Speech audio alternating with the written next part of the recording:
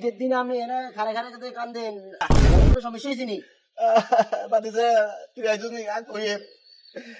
মনের কষ্ট আছে এনে কারো বছর একটা দিন বুঝছিস নি প্রত্যেক বছর আইলে আরো স্যালুন মেরে যায় গোস্ত কুড়ি